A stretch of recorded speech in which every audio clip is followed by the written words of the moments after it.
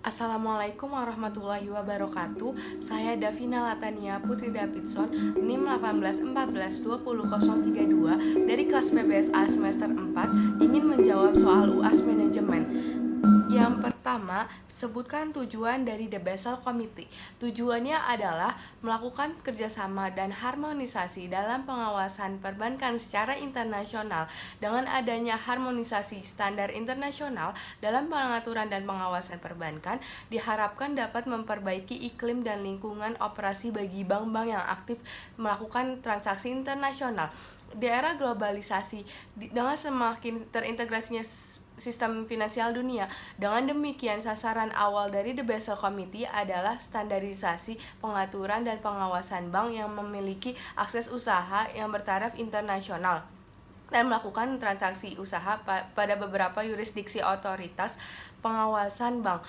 Hal tersebut dapat menimbulkan suatu dispute hukum mengenai peraturan di mana yang harus diterapkan dalam operasi bank tersebut. Yang kedua, jelaskan kondisi permasalahan perbankan di Indonesia sejak tahun 1992. Sebutkan dan jelaskan 3 faktor yang menunjukkan keterkaitan dan harus diperhatikan dalam setiap permasalahan perbankan. Indonesia mulai menghadapi masalah perbankan yang signifikan sejak tahun 1992 dengan indikasi kredit bermasalah yang terkonsentrasi pada bank-bank pemerintah sejumlah lebih dari 25% dari total kredit pada tahun 1993. Pengaruh negatif lain bersumber dari kondisi dan kebijaksanaan ekonomi makro di Indonesia pada masa itu adalah jumlah uang beredar dan kredit tumbuh dengan cepat setelah deregulasi pada 1988 yang kemudian dilakukan pengetatan pada 1991 sampai 1992.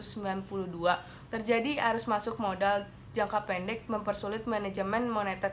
Tingkat bunga antar bank meningkat dari 10% menjadi 16% sebagai dampak krisis Meksiko pada tahun 1985.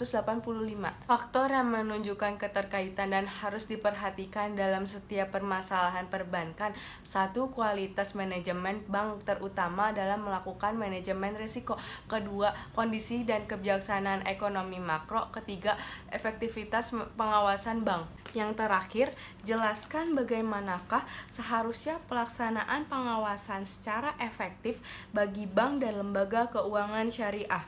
The Basel Core Principles terdiri atas 25 prinsip dasar yang terbagi dalam 7 kelompok, yaitu kelompok pertama, prakondisi bagi pengawasan bank yang efektif. Yang 1, perangkat pengawasan bank. Kedua, faktor lain yang mempengaruhi efektivitas pengawasan bank. Kelompok kedua, proses perizinan dan persetujuan atas perubahan struktur. Yang pertama, struktur kepemilikan. Kedua, rencana operasi sistem kontrol dan organisasi internal.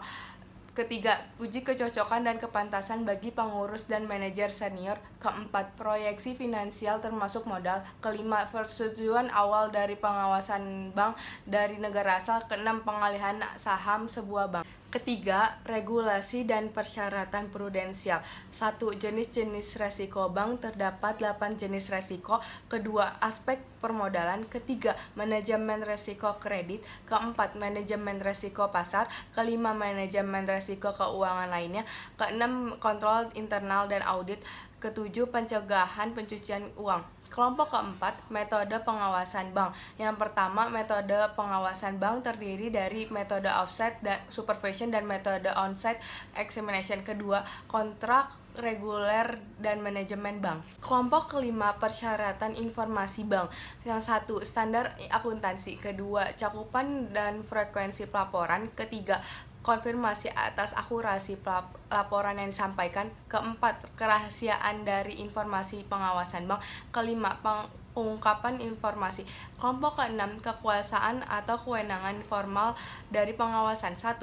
Tindakan korektif. Kedua, prosedur likuiditas. Kelompok ketujuh, kegiatan bank lintas negara. Prinsip tentang peran pengawasan bank terhadap perbankan lintas negara ada 3. 2 prinsip pertama merupakan kewajiban otoritas pengawasan bank di negara asal, dan 1 prinsip lainnya merupakan kewajiban otoritas pengawasan bank di negara penerima.